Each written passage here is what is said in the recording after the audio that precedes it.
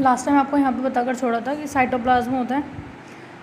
Cytoplasm ये जो ये वाला एरिया आपको दिखाई दे रहा है, लिक्विड पार्ट, फ्लूइड होता है।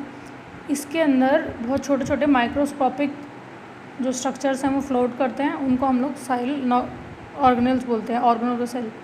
उनके डिफरेंट काम होते हैं। 6 ऑर्गन्स के बारे में पढ़ना है अकॉर्डिंग टू NCERT, और उसके अलावा कुछ एक्स्ट्रा होगा तो बता दिया जाएगा। और इसमें सबसे पहला जो आपके पास आता है वो आता है एंडोप्लाज्मिक रेटिकुलम। तो ये हम लोग नंबर 1 पे पढ़ेंगे आज, एंडोप्लाज्मिक रेटिकुलम। कोशिश करेंगे 3 खत्म हो जाए आज, जिससे कि नेक्स्ट क्लास में 3 खत्म हो जाएंगे और चैप्टर ओवर हो जाएगा, ठीक है ना। तो ये हम लोग आज पढ़ेंगे एंडोप्लाज्मिक रेटिकुलम। तो उसका डायग्राम मैंने बना लिया है, ठीक है ना। तो ये होता है आपके पास एंडोप्लाज्मिक रेटिकुलम। अब जब हम लोग जिस भी सेल ऑर्गेनल के बारे में पढ़ेंगे खाली उसी का डायग्राम बना के दिखाया जाएगा। तो ये आपके हो गए सेल, सेल के अंदर न्यूक्लियस के साथ अटैच होता है ये शीट्स और मेम्ब्रेन का एक स्ट्रक्चर होता है, ऐसे करके ना फैला होता है पूरे न्यूक्लियस से लेकर पूरे के पूरे सेल के अंदर, ठीक है ना। और भी ज़्यादा बन सकता था ये। और NCERT के अंदर आपको डायग्राम दिखा रखा है, 3D डायग्राम है, उसमें आप देख सकते हैं न्यूक्लियस के आजू बाजू शीट्स बनी हुई हैं। तो ये सेल मेम्ब्रेन हो गई, ये एंडोप्लाज्मिक रेटिकुलम है ये सारा।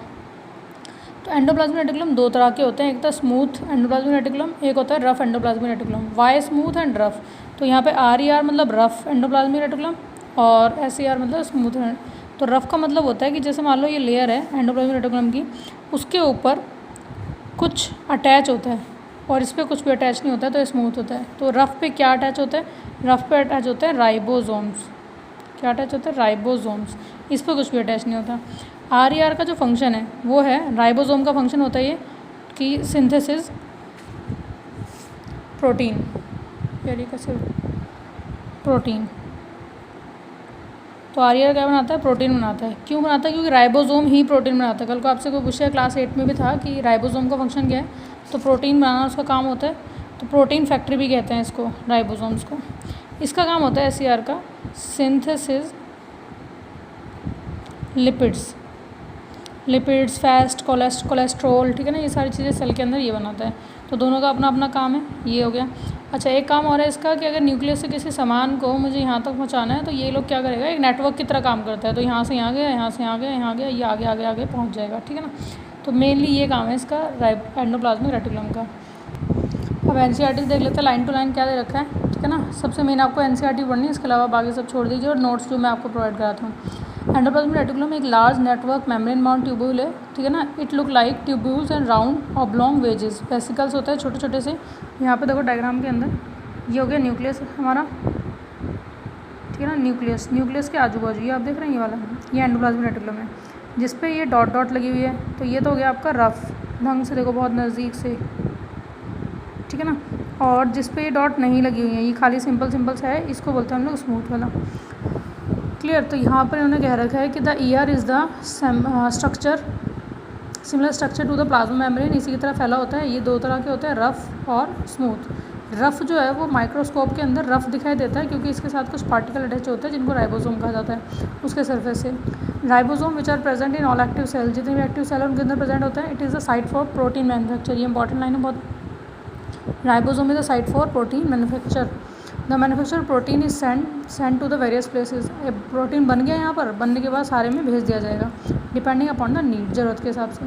अब आता है SER जो होता है वो हमारा हेल्प करता है किसमें, फैट मॉलिक्यूल बनाने में, लिपिड बनाने में, ठीक है ना, इन सब में। सम ऑफ दीज प्रोटीन और lipid manufacturing the cell membrane. थोड़ी देर पहले हमने पढ़ा था, थोड़ी देर नहीं थोड़े दिन पहले पढ़ा था सेल मेम्ब्रेन के बारे में कि द फैट मॉलिक्यूल, चलो मैं लिखवा दूँगी डेफिनेशन, वैसे इसको ऐसे देखो, दीज जो भी प्रोटीन और लिपिड्स हैं जो भी ER के अंदर बनते हैं, इनको सेल मेम्ब्रेन बनाने में काम यूज़ किया जाता है और इसी प्रोसेस को कहते हैं membrane biogenesis.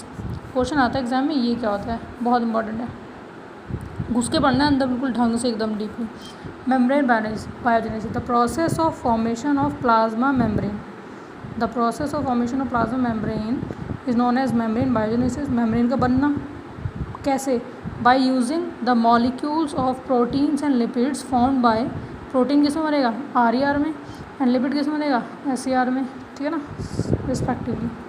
Some of the protein lipid functions enzyme, कुछ फंक्शन एंजाइम की तरह भी करते हैं। ER बड़ा ही अलग अलग दिखाई देता है, अलग अलग सेल्स के अंदर नेटवर्क है। कहते हैं one function of ER is to serve channel. दूसरा काम क्या है इसका, एक तो ये बनाता है मेम्ब्रेन बनाता है, दूसरा काम क्या है चैनल की तरह काम करना है, चैनल फॉर ट्रांसपोर्ट। कॉमन सी बात है, बताया यहाँ से सामान लेके कहीं भी पहुँचा देगा, ठीक है ना, पूरा जाल बिछा रखा है।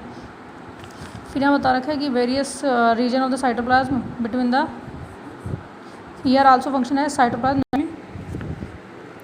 सम of the biochemical activities, liver के अंदर जो है group of animal called vertebrate SER play a crucial role detoxifying the many poison. हमारी बॉडी में अगर कुछ टॉक्सिफिकेशन होता है तो उसको क्लियर करने के लिए कौन काम करता है, हम लोग वर्टिब्रेट्स में से आते हैं, ठीक है ना। हमारे लीवर के अंदर ये बहुत अच्छे से काम करते हैं।